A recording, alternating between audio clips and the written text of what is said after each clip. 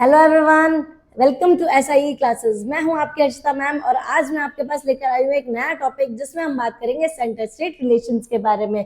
ये टॉपिक आपका एकेडमिक्स और कॉम्पिटिटिव एग्जाम्स दोनों के लिए ही यूजफुल है, तो बने रहिएगा वीडियो के एंड तक। तो सेंटर स्टेट रिलेशंस को जानने के लिए हमें सबसे पहले ये जानना होगा कि फेडरल फॉर्म ऑफ गवर्नमेंट और यूनिटरी फॉर्म ऑफ गवर्नमेंट में क्या डिफरेंस है। तो आइए देखते हैं यूनिटरी फॉर्म ऑफ गवर्नमेंट के बारे में। यूनिटरी फॉर्म ऑफ गवर्नमेंट का मतलब है one nation, one government and one authority. इसके नाम से ही आपको पता चल चुका होगा कि इसका मतलब ये है कि ऐसी गवर्नमेंट जहां पर सारी पावर्स सिर्फ एक ही गवर्नमेंट के अंदर वेस्ट करती है, यानी कि सेंट्रल गवर्नमेंट के अंदर। तो चलिए देखते हैं इसके कुछ फीचर्स के बारे में। सबसे पहले है हमारा सिंगल सॉवरेन पावर। तो इसमें सबसे पहला आपका जो नीड है, जो सबसे पहली फीचर है आपका यूनिटरी फॉर्म ऑफ गवर्नमेंट का, वो ये है कि सारी की सारी जो पावर्स हैं वो सेंट्रल गवर्नमेंट के अंदर ही वेस्ट करती हैं। ठीक है। उसके बाद सेकंड पॉइंट है हमारा सिंगल कॉन्स्टिट्यूशन। ऐसी कंट्रीज में सिर्फ एक ही कॉन्स्टिट्यूशन होता है, यानी कि पूरी कंट्री सिर्फ उसी कॉन्स्टिट्यूशन को फॉलो करती है। उसके बाद पार्लियामेंट इज सुप्रीम, यानी कि पार्लियामेंट जो भी लॉज बनाता है, पार्लियामेंट जो भी डिसीजंस लेता है वो पूरी कंट्री को फॉलो करने पड़ेंगे। Parliament is the highest law authority जो आपकी कंट्री में लॉज बना सकती है। तो ऐसी कंट्रीज जो है यूनिटरी होती हैं।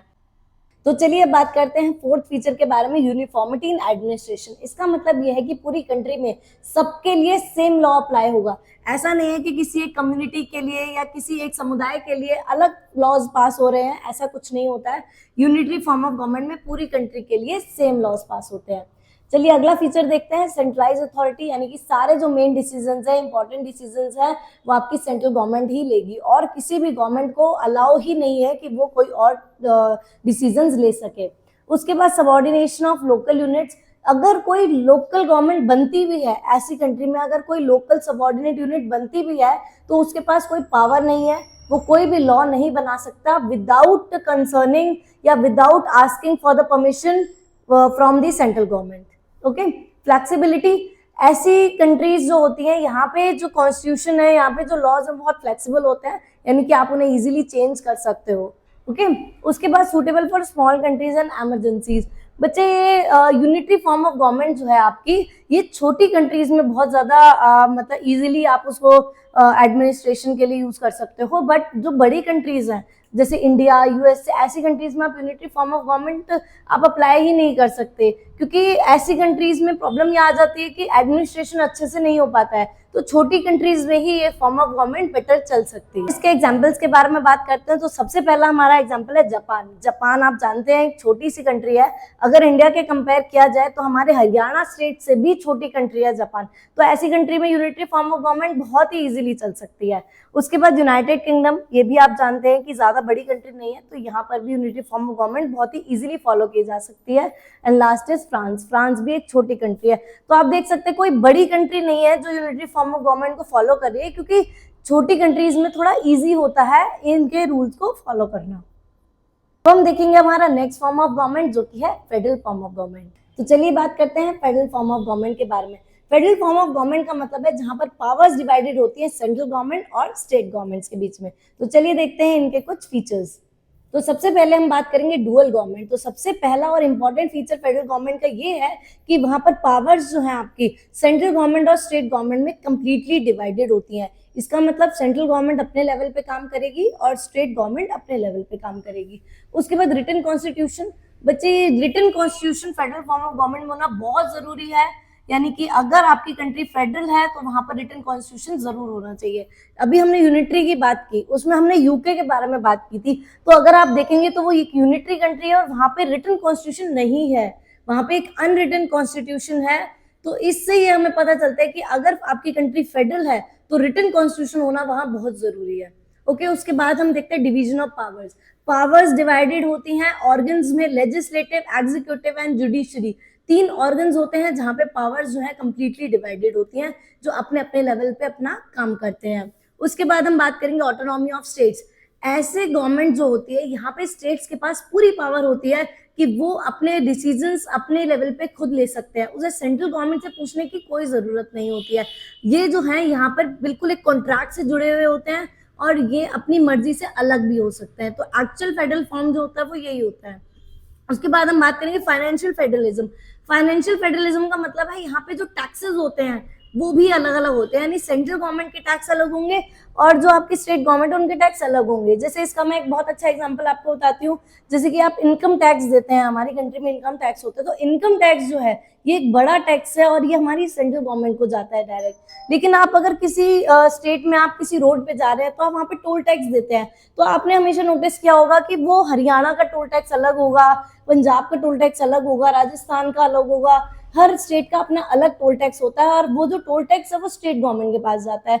तो इस तरीके से टैक्सेस और फाइनेंशियली भी सारी चीजें डिवाइडेड होती हैं। अगले हम बात करेंगे शेयर्ड सॉवरेनिटी। तो सारी जो पावर्स होती हैं स्टेट की या सेंटर की हमारे कॉन्स्टिट्यूशन से डिराइव की जाती है, यानी कि हमारा कॉन्स्टिट्यूशन में सारी पावर्स होती हैं वो कंप्लीटली लिखी होती हैं कि किसके पास क्या पावर है और किसके पास कौन सी पावर नहीं है। रिप्रेजेंटेशन ऑफ स्टेट्स, देखिए अगर हम बात करें तो फेडरल गवर्नमेंट में स्टेट्स को रिप्रेजेंट किया जाता है, जैसे कि इंडिया की अगर मैं बात करूं तो राज्यसभा में हमारे स्टेट्स को रिप्रेजेंट किया जाता है, उसका नाम ही राज्यसभा है, तो वहां पे स्टेट्स को रिप्रेजेंट किया जाता है। उसके बाद check and balances. Check and balance का मतलब है, जैसा कि अभी मैंने आपको बताया कि ये अलग अलग काम करते हैं, ये एक दूसरे के काम में इंटरफेयर नहीं करते हैं, लेकिन ये एक दूसरे को चेक तो कर सकते हैं, ये एक दूसरे के ऊपर चेक रख सकते हैं कि ये काम सही से कर रहे हैं या नहीं कर रहे हैं। इंटरफेरेंस अलाउ नहीं है, लेकिन चेक एंड बैलेंस का सिस्टम इसमें रखा गया ताकि कोई भी गवर्नमेंट, चाहे वो सेंट्रल हो चाहे वो स्टेट हो, वो अपना कोई भी गलत काम ना करे, तो एक दूसरे पे चेक रखे जाते हैं। उसके बाद फ्लेक्सिबिलिटी, तो यहाँ पर भी हम देख सकते हैं कि यहाँ पर भी फ्लेक्सिबिलिटी, यानी कि कॉन्स्टिट्यूशन अपने अकॉर्डिंग आप चेंज कर सकते हो एज पर योर नीड्स, या कई बार आप देखते हैं कि टाइम चेंज होता है तो हमारी नीड्स भी चेंज होती हैं, इसकी वजह से हम अपने जो कॉन्स्टिट्यूशन है उसको हम थोड़ा बहुत चेंज कर सकते हैं। लास्ट इज अकोमोडेट डाइवर्सिटी, जहाँ पे ऐसी कंट्रीज जो होती हैं ये भले ही स्टेट्स और सेंटर में डिवाइडेड हो, लेकिन हमारे देश में एकता जरूर होती है, डाइवर्सिटी जरूर होती है, लेकिन वो भी यूनिटी के साथ में। आइए अब जानते हैं इनके एग्जांपल्स के बारे में। तो सबसे पहले हमारी अपनी country India. India is a federal country, क्योंकि आप जानते हैं कि सेंट्रल गवर्नमेंट और स्टेट गवर्नमेंट के बीच में पावर्स डिवाइडेड है, लेकिन हमारी कंट्री में पूरी तरीके से पावर्स डिवाइडेड नहीं है। लेकिन अगर हम एक्चुअल फेडरल की बात करें तो वो यूएस से है। यूएस जो है कंप्लीटली फेडरल है, वहां पर स्टेट्स के पास में अलग अलग कॉन्स्टिट्यूशंस भी हैं, अलग अलग सिटीजनशिप भी है, तो एक्चुअल फेडरल अगर देखा जाए तो वो यूएस ही है। उसके बाद में हम देखेंगे हमारा ऑस्ट्रेलिया। ऑस्ट्रेलिया भी एक तरीके से फेडरल सिस्टम ही है। अभी मैंने आपको बताया कि यूएस से कंप्लीटली फेडरल है और इंडिया पार्शली फेडरल है, तो आप जानते हैं पार्शली फेडरल के लिए एक्चुअली वर्ड कौन सा यूज किया जाता है, तो वो वर्ड है क्वासी फेडरल। एक्चुअली ये जो वर्ड है ये केसी वेयर ने दिया था, और क्वासी फेडरल का मतलब होता है कि जिस कंट्री में फेडरल सिस्टम भी है और यूनिटरी सिस्टम भी है। तो आइए जानते हैं इंडिया के बारे में। आइए देखते हैं कि इंडिया क्वासी फेडरल कैसे है। क्वासी फेडरल का मतलब होता है फेडरल सिस्टम विद यूनिटरी बायस, जिसका मतलब है federal in structure but unitary in spirit. India में फेडरल फीचर्स भी हैं और यूनिटरी फीचर्स भी, इसीलिए उसे क्वासी फेडरल कहा जाता है। तो चलिए देखते हैं कि फेडरल फीचर्स कौन से और यूनिटरी फीचर्स कौन से हैं। तो सबसे पहले हम बात करेंगे रिटन कॉन्स्टिट्यूशन के बारे में। अभी हमने पहले भी देखा कि फेडरल सिस्टम में ये रिटन कॉन्स्टिट्यूशन बहुत इंपॉर्टेंट होता है, ये एक बहुत इंपॉर्टेंट फीचर है कि आपकी अगर कंट्री फेडरल है तो वहां पर रिटन कॉन्स्टिट्यूशन जरूर होना चाहिए। इंडिया की अगर मैं बात करूं तो हमारी इंडिया का वर्ल्ड का सबसे लार्जेस्ट कॉन्स्टिट्यूशन है। जब हमारा कॉन्स्टिट्यूशन बना था तब उसमें 395 आर्टिकल्स थे और टोटल 8 शेड्यूल्स थे, जो कि आपके 22 पार्ट्स में डिवाइडेड थे। और अगर मैं प्रेजेंट टाइम की बात करूं तो हमारे प्रेजेंट टाइम पे 448 आर्टिकल्स हैं, टोटल 12 शेड्यूल्स हैं जो कि 25 पार्ट्स में डिवाइडेड हैं, और अभी तक हमारे 106 अमेंडमेंट्स हो चुके हैं। ओके, चलिए अब हम बात करेंगे दूसरे फीचर के बारे में, जो कि है डिवीजन ऑफ पावर्स। जैसे कि सबसे इंपॉर्टेंट ही हम जानते ही हैं कि फेडरल फीचर में पावर्स का डिवीजन होना बहुत जरूरी होता है, वैसे ही इंडिया में भी सेंट्रल और स्टेट के बीच में पावर्स का डिवीजन है। डुअल गवर्नमेंट, जहाँ पे यूनियन गवर्नमेंट अलग है और स्टेट गवर्नमेंट्स अलग होती हैं। इंडिपेंडेंट जुडिशरी, ये एक बहुत इंपॉर्टेंट फीचर है। फेडरल फॉर्म ऑफ गवर्नमेंट में इंडिपेंडेंट जुडिशरी होना बहुत जरूरी होता है, जहाँ पे जुडिशरी अपना गवर्नमेंट से डिफरेंट या अलग अपना काम कर सके। उसके बाद रिप्रेजेंटेशन ऑफ स्टेट्स, ये भी हम पहले देख चुके हैं कि स्टेट्स का रिप्रेजेंटेशन होना बहुत जरूरी होता है। जैसे कि आप देख ही सकते हैं हमारे पार्लियामेंट में राज्यसभा है जहाँ पे स्टेट्स को रिप्रेजेंट किया जाता है, तो ये भी एक फेडरल फॉर्म ऑफ गवर्नमेंट का फीचर है। तो चलिए अब देखते हैं यूनिटरी फॉर्म ऑफ गवर्नमेंट के बारे में और उनके क्या फीचर्स हैं हमारी इंडिया में। तो सबसे पहले हम बात करेंगे स्ट्रॉन्ग सेंटर। हम बच्चे ये चीज ध्यान रखना, इंडिया ने जो एक्चुअली ये जो अडॉप्ट किया था ये कॉन्सेप्ट वो ये था कि इंडिया को अपना सेंटर स्ट्रांग रखना है। हमें फेडरल सिस्टम हमने कम्प्लीटली क्यों नहीं चूज किया, क्योंकि हम चाहते थे कि इंडिया में फेडरल सिस्टम तो हो लेकिन उसमें जो सेंटर है वो स्ट्रांग हो। तो ये फीचर हमने कनाडा से लिया है जहाँ पे स्ट्रांग सेंटर है लेकिन कंट्री जो है वो फेडरल है। उसके बाद rigid constitution, constitution rigid, rigid constitution का मतलब होता है कि यानी कि जिसमें अमेंडमेंट करना, चेंजेस करना बड़ा मुश्किल हो। तो हमारी इंडिया में अभी हमने बात की थी कि थोड़ा बहुत फ्लेक्सिबिलिटी भी है और थोड़ा बहुत रिजिड भी है, कि अगर हमारे जो बेसिक स्ट्रक्चर है उसे हम चेंज नहीं कर सकते, बट अगर कोई नीड के अकॉर्डिंग कोई अगर हमें लॉ चेंज करने की जरूरत पड़ती है तो हम उसे चेंज भी कर सकते हैं। उसके बाद इमरजेंसी प्रोविजंस, बेटा ये बहुत इंपॉर्टेंट है। इमरजेंसी प्रोविजंस जो है ये हमारे जर्मनी से लिए गए हैं, और इमरजेंसी यानी कि अगर कोई प्रॉब्लम आती है कंट्री में, अगर कोई वॉर लाइक सिचुएशन होती है या किसी इन्वॉल्वमेंट इन वॉर हो जाता है या फिर इंटरनल आर्म फोर्सेस के साथ में कोई विद्रोह हो जाता है तो हम लोग इमरजेंसी लगा सकते हैं। तो ये फीचर्स भी हमारा यूनिटरी का फीचर है।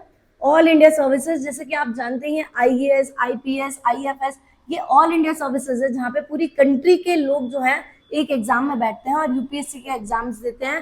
तो ये एग्जाम जो है ये भी एक यूनिटरी का फीचर है। उसके बाद है one constitution and one citizen. बच्चे फेडरल फीचर्स में, जैसे कि मैंने आपको यूएसए के बारे में बताया था कि यूएस में क्या होता है, वो कंप्लीट फेडरल है, वहां पे स्टेट्स और कंट्री की जो पावर्स है वो कंप्लीटली डिवाइडेड है। तो ऐसी सिचुएशन में यूएस में क्या है कि स्टेट्स के पास अपना खुद का कॉन्स्टिट्यूशन भी होता है और कंट्री का अपना खुद का कॉन्स्टिट्यूशन भी होता है, यानी कि डुअल कॉन्स्टिट्यूशन का कॉन्सेप्ट जो कि आपका फेडरल सिस्टम में आपको देखने को मिलेगा। लेकिन यूनिटरी सिस्टम में एक ही कॉन्स्टिट्यूशन रहेगा, तो ये भी हमने यूनिटरी का फीचर लिया है हमारे इंडिया के लिए। उसके बाद वन सिटीजनशिप, यूएस में क्या है कि सिटीजनशिप जो है ना वो भी अलग अलग होती है, यानी कि कंट्री की सिटीजनशिप अलग और स्टेट की अलग, तो डुअल सिटीजनशिप का कॉन्सेप्ट है। लेकिन इंडिया ने वन सिटीजनशिप का कॉन्सेप्ट लिया, हमारी पूरी इंडिया में एक ही सिटीजनशिप रहेगी। तो ये फीचर जो है हमारा, ये हमारे यूनिटरी का फीचर है। इन सब फीचर्स को जानने के बाद आप सबको पता चल ही गया होगा कि इंडिया क्वासी फेडरल क्यों है, क्योंकि हम लोग फेडरल के भी फीचर्स को फॉलो करते हैं और यूनिटरी के भी फीचर्स को फॉलो करते हैं। हमने दोनों ही फीचर्स को फॉलो करके अपने इंडिया को बनाया है। तो चलिए अब बात करते हैं टू पाथवेज ऑफ फेडरलिज्म के बारे में, coming together federation and holding together federation. तो कमिंग टुगेदर फेडरेशन के बारे में हम बात करते हैं। इसके नाम से ही आपको पता चल रहा होगा, कमिंग टुगेदर फेडरेशन, यानी कि जब बहुत सारे स्टेट्स एक साथ मिलकर एक यूनियन बना लेते हैं, एक कंट्री बना लेते हैं, तो ऐसी सिचुएशन को तो हम कमिंग टुगेदर फेडरेशन कहते हैं। और इसका सबसे अच्छा एग्जाम्पल जो है वो आपका यूएस से है। यूएस जो है, आज आप जानते हैं यूएस में टोटल 50 स्टेट्स है और ये सारे स्टेट जो हैं वो एग्रीमेंट के थ्रू जुड़े हुए हैं। ये इसीलिए एग्रीमेंट के थ्रू जुड़े हैं, इसीलिए इस कंट्री का नाम भी आप देख सकते हैं यूनाइटेड स्टेट्स है, जहाँ पे स्टेट्स एक साथ यूनाइट हो गए हैं। क्योंकि देखिए अलग अलग अगर हम रहते हैं तो आपकी पावर्स भी कम हो जाती हैं और सिक्योरिटी भी नहीं रहती है, लेकिन जब हम एक कंट्री बन जाते हैं तो आपकी सिक्योरिटी और पावर्स जो है वो बढ़ जाती है। इसीलिए सब स्टेट्स जो है मिलके एक फेडरेशन बना लेते हैं, जिसे कमिंग टुगेदर फेडरेशन कहते हैं। तो सबसे देखिए हम एग्जांपल्स देखते हैं, इसका सबसे अच्छा एग्जांपल यूएस से, ऑस्ट्रेलिया और उसके बाद स्विट्जरलैंड एंड जर्मनी, ये हमारे कुछ एग्जांपल्स हैं जो आपके कमिंग टुगेदर फेडरेशन के हैं। इसी के कंट्रास्ट में अगर मैं बात करूं तो होल्डिंग टुगेदर फेडरेशन, इसके भी नाम से ही आपको पता चला होल्डिंग टुगेदर, जब एक कंट्री को सेंटर होल्ड करके रखता है तो उसे होल्डिंग टुगेदर फेडरेशन कहा जाता है।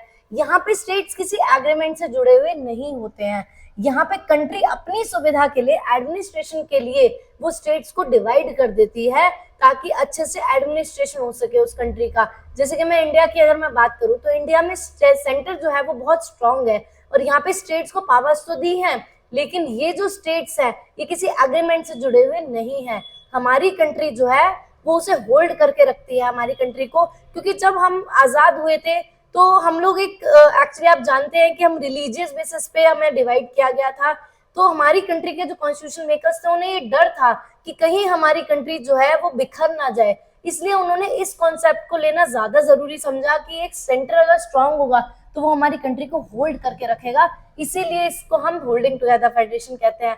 इसके कुछ एग्जांपल्स देखते हैं, जैसे कि अभी मैंने आपको इंडिया के बारे में बताया, उसके बाद स्पेन एंड बेल्जियम, ये कुछ एग्जांपल्स हैं जो हम होल्डिंग टुगेदर फेडरेशंस के दे सकते हैं। तो चलिए अब बात करते हैं कि इंडिया में फेडरलिज्म किस तरीके से प्रैक्टिस किया जाता है।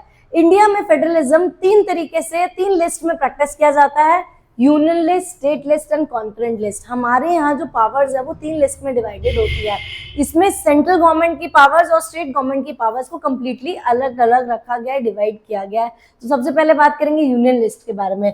तो यूनियन लिस्ट का मतलब है यानी कि ऐसे सब्जेक्ट्स जो नेशनल इंपॉर्टेंस के होते हैं और जिसमें सिर्फ और सिर्फ हमारा पार्लियामेंट ही लॉज बना सकता है। तो ऐसे कौन कौन से सब्जेक्ट्स होते हैं? सबसे पहले आप देखेंगे डिफेंस। डिफेंस यानी कि आप हमेशा आपने सुना होगा Indian armed forces, Indian army, Indian navy, Indian air force. हम उस वर्ड में इंडियन लगाते हैं। आपने कभी भी किसी स्टेट का नाम नहीं सुना होगा उसके आगे, तो जिन वर्ड्स के आगे इंडियन लगता है तो इससे हमें समझना चाहिए कि ये नेशनल इंपॉर्टेंस के सब्जेक्ट्स हैं। उसके बाद आप देख सकते हैं बैंकिंग, फॉरेन अफेयर्स। कोई भी अगर किसी कंट्री के साथ में किसी भी तरीके का कोई एग्रीमेंट होना है या किसी भी चीज पे सिग्नेचर्स होने हैं, तो ऐसी सिचुएशन में भी जो है वो इंडियन गवर्नमेंट ही सब काम करेगी, उसमें स्टेट गवर्नमेंट्स का कोई लेना देना नहीं है। उसके बाद करेंसी। करेंसी आप इंडियन रुपी कहते हैं। किसी स्टेट के अपने कोई रुपी नहीं है, इंडिया का है, तो वो भी एक नेशनल इंपॉर्टेंस का सब्जेक्ट है। रेलवेज इंडियन, आप देखते हैं इंडियन रेलवेज बोलते हैं आप हमेशा, तो ये भी एक नेशनल इंपॉर्टेंस का सब्जेक्ट है। एयरवेज, एयर इंडिया आपने सुना होगा, कभी भी एयर पंजाब या एयर राजस्थान नहीं सुना होगा आपने, ठीक है। कम्युनिकेशंस, इनकम टैक्स, जैसे कि आपको मैंने पहले भी बताया था, ठीक है। शिपिंग, कस्टम, ये सारे जो टॉपिक्स हैं आपके ये यूनियन लिस्ट के अंदर आते हैं। टोटल इसमें अगर देखा जाए 100 सब्जेक्ट्स हैं जिसपे हमारी सेंट्रल गवर्नमेंट जो है वो लॉज बना सकती है। चलिए बात करते हैं स्टेट लिस्ट के बारे में। स्टेट लिस्ट का मतलब है यानी कि ऐसे सब्जेक्ट जो सिर्फ और सिर्फ स्टेट लेजिस्लेचर जहाँ पे आपके लॉज बना सकती है।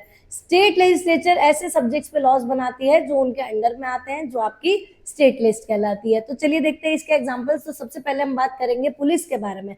पुलिस में आपने हमेशा सुना होगा Delhi police, Haryana police, Rajasthan police, Madhya Pradesh police, हमेशा स्टेट का नाम पुलिस के आगे आता है। तो ये इस बात को आपको बताता है कि ये टॉपिक जो है, ये सब्जेक्ट जो है स्टेट के अंडर में आता है। तो जितनी भी पुलिस होती हैं आपकी, वो सभी अपने अपने स्टेट गवर्नमेंट के अंडर में आती है। लेकिन यहाँ पे मैं आपको एक पॉइंट और क्लियर करना चाहूंगी कि यूनियन टेरिटरी की जो पुलिस होती है वो हमेशा सेंट्रल गवर्नमेंट के अंडर में आती है। जैसे आप, क्योंकि आप नाम से ही देख सकते हैं यूनियन टेरिटरी, यूनियन वर्ड यहाँ पे आ रहा है, यानी कि ऐसी टेरिटरी, ऐसा एरिया जो यूनियन गवर्नमेंट के अंडर आती है। तो यहाँ की जो पुलिस होती है वो आपकी यूनियन गवर्नमेंट के अंडर में आती है। जैसे कि आप देख सकते हैं दिल्ली के बारे में, दिल्ली में अपनी खुद की गवर्नमेंट है, ये अपनी स्टेट गवर्नमेंट है, लेकिन यहाँ की जो पुलिस है वो सेंट्रल गवर्नमेंट के अंडर में आती है। तो जितने भी हमारे यूनियन टेरिटरीज है, जैसे जम्मू कश्मीर, पौंडीचेरी, इन सब में पुलिस जो है वो सेंट्रल गवर्नमेंट के अंडर आएगी, स्टेट के अंदर नहीं आएगी। तो और सब्जेक्ट्स के बारे में हम देखते हैं, जैसे कि आप देख सकते हैं agriculture, public health, fisheries, entertainment, state tax. तो टैक्सेस भी जो होते हैं आपके, ये भी डिवाइडेड होते हैं सेंट्रल गवर्नमेंट में और स्टेट गवर्नमेंट में। स्टेट गवर्नमेंट के टैक्सेस होते हैं आपके house tax, entertainment tax, toll tax. ये टैक्सेस जो होते हैं ये सेंट्रल गवर्नमेंट के अंडर नहीं जाते हैं, स्टेट गवर्नमेंट के अंडर जाते हैं। और सेंट्रल गवर्नमेंट के टैक्सेस होते हैं आपके income tax, custom duties, excise duties. ये जो टैक्सेस होते हैं ये आपके सेंट्रल गवर्नमेंट के पास में जाते हैं। तो फाइनेंशियली भी इनको डिवाइड कर दिया गया है ताकि स्टेट गवर्नमेंट को भी कोई प्रॉब्लम ना हो अपने लॉज को इम्प्लीमेंट करने में, और सेंट्रल गवर्नमेंट को भी कोई प्रॉब्लम ना हो। तो टोटल सब्जेक्ट्स आपके 61 हैं, यानी कि 61 सब्जेक्ट्स पे स्टेट गवर्नमेंट जो है वो अपने लॉज बना सकती है। चलिए अब बात करते हैं कॉन्करेंट लिस्ट के बारे में। ये लिस्ट जो है आपके, आप देख सकते हैं, यानी कि ये ना ही स्टेट है और ना ही सेंट्रल के अंदर आती है। ये ऐसे सब्जेक्ट्स हैं जो दोनों के ही अंडर आते हैं, यानी कि ऐसे सब्जेक्ट जो कॉमन इंटरेस्ट के होते हैं, जिसमें स्टेट भी लॉज बना सकती है और सेंट्रल गवर्नमेंट भी लॉज बना सकती है। अब ऐसे सब्जेक्ट्स कौन से होंगे? तो इसका सबसे अच्छा एग्जांपल जो है वो है आपका एजुकेशन। जो आपका एजुकेशन है, आप इसको मैं आपको एक बहुत अच्छा एग्जांपल देके समझाती हूँ। जैसे कि आप में से बहुत सारे बच्चे सीबीएसई में पढ़ते हैं, central board of secondary education. तो आप जानते हैं जो सेंट्रल बोर्ड है ये आपका सेंट्रल गवर्नमेंट का बोर्ड है। लेकिन जो बच्चे स्टेट्स में पढ़ते हैं तो उनके स्टेट्स में अपने अपने बोर्ड्स भी होते हैं, जैसे Rajasthan board, UP board, Haryana board होता है, ठीक है। आपके ये सारे स्टेट्स जो होते हैं आपके, इनमें अपने अपने भी बोर्ड्स होते हैं और सेंट्रल गवर्नमेंट के भी बोर्ड्स होते हैं। तो इस चीज से हमें ये पता चलता है कि यानी कि आपकी स्टेट गवर्नमेंट भी अपने लेवल पे एजुकेशन पे वर्क कर सकती है और सेंट्रल गवर्नमेंट को भी अगर अपने लेवल पे कुछ लॉज बनाने हैं एजुकेशन से रिलेटेड तो वो भी बना सकती है। यानी कि ऐसे सब्जेक्ट्स जो जिसमें सेंट्रल और स्टेट गवर्नमेंट दोनों ही लॉज बना सकते हैं। तो और कौन कौन से एग्जांपल्स हो गए आपके? Trade unions, forest, electricity, marriage and divorce, adoption, civil and criminal procedure. तो ये कुछ ऐसे सब्जेक्ट्स होते हैं जो दोनों ही जिसमें लॉज बना सकते हैं। इसमें आपकी टोटल 52 एंट्रीज होती है, यानी कि 52 ऐसे सब्जेक्ट्स हैं जहां पे आप लोग इजिली अपने जो सेंट्रल और स्टेट गवर्नमेंट अपने लॉज आराम से बना सकती है। ठीक है, अगर इसमें हम एक चीज देखेंगे कि अगर कभी ऐसा होता है कि सेंट्रल गवर्नमेंट और स्टेट गवर्नमेंट के बीच में कोई कॉन्फ्लिक्ट हो गया, अगर कोई सेम ही टॉपिक के ऊपर उन्होंने कोई लॉ बनाया है, तो ऐसे सिचुएशन में क्या होगा, स्टेट की मानी जाएगी या सेंटर की मानी जाएगी। बच्चों अभी हमने पढ़ा था फेडरल सिस्टम तो हमारा है लेकिन स्ट्रॉन्ग सेंटर के साथ है। इसका मतलब ये हुआ कि अगर कभी भी कोई कॉन्फ्लिक्ट होता है किसी लॉ के बीच में तो central government will prevail. Okay, central government का जो लॉ बनाया हुआ होगा वो प्रिवेल करेगा, स्टेट का प्रिवेल नहीं करेगा। बात करते हैं हम रेजिडुअरी पावर्स के बारे में। बच्चों रेजिडुअरी वर्ड का मतलब होता है, जो रेजिड्यू वर्ड का मतलब है ये है बचा हुआ, यानी कि जो चीज बची हुई है। जब हमारा कॉन्स्टिट्यूशन बन रहा था तो हमारे कॉन्स्टिट्यूशन मेकर्स को ये पता था कि आगे शायद कुछ ऐसे टॉपिक्स या ऐसे सब्जेक्ट्स हो जो शायद आज नहीं है, लेकिन आज से 50 साल बाद 100 साल बाद शायद वो टॉपिक्स होंगे। तो ऐसे सिचुएशन में क्या किया जाए, क्योंकि हम इन तीनों लिस्ट को तो हम चेंज नहीं कर सकते, इसमें तो हम कुछ अमेंड्स नहीं कर सकते हैं। तो ऐसी सिचुएशन में उन्होंने रेजिडुअरी पावर्स का कॉन्सेप्ट रखा, जो कि एक बहुत ही अच्छा कॉन्सेप्ट है कि अगर कोई टॉपिक जो हमारे तीनों लिस्ट में नहीं है, यानी कि अगर कोई ऐसा टॉपिक आ जाता है, जैसे बहुत अच्छा एग्जांपल मैं आपको देती हूँ इसका, साइबर क्राइम, कंप्यूटर्स, इंटरनेट, ये ऐसी चीजें हैं जो 1950 में जब हमारा कॉन्स्टिट्यूशन लागू हुआ तब नहीं थी लेकिन आज है। तो ऐसे सिचुएशन में अगर इनके ऊपर कोई लॉस बनाना है तो ये तो तीनों ही लिस्ट में नहीं है, तो किस में रखा जाएगा, उन्हें रेजिडुअरी पावर्स में रखा जाएगा। तो रेजिडुअरी पावर्स वो हैं, यानी कि वो सब्जेक्ट्स जो आपके इन तीनों ही लिस्ट में नहीं होते हैं, जो आपके बिल्कुल न्यू सब्जेक्ट्स हैं, जो आपके नए नए सब्जेक्ट जो बन रहे हैं, ये उनके बारे में है। लेकिन अब इसमें लॉ कौन बनाएगा, ये भी एक प्रॉब्लम है। क्या स्टेट इसमें लॉ बना सकती है या सेंट्रल बना सकती है? तो ऐसे सिचुएशन में ये भी उन्होंने लिखा, हमारे कॉन्स्टिट्यूशन मेकर्स ने ये भी बताया कि अगर रेजिडुअरी पावर्स में कोई भी सब्जेक्ट रखा जाएगा तो उसमें लॉ बनाने की पावर सिर्फ और सिर्फ सेंट्रल गवर्नमेंट की है, इसमें स्टेट गवर्नमेंट के पास कोई पावर नहीं है। यहाँ पे सिर्फ और सिर्फ सेंट्रल गवर्नमेंट ही लॉ बना सकती है। इसकी कोई फिक्स नंबर ऑफ एंट्रीज नहीं है, यानी कि आपने अभी यहाँ पे देखा कि इन सब में अपनी अपनी एक फिक्स एंट्रीज है, फिक्स सब्जेक्ट्स हैं। यहाँ पे कोई ऐसे फिक्स नंबर नहीं है अभी तक।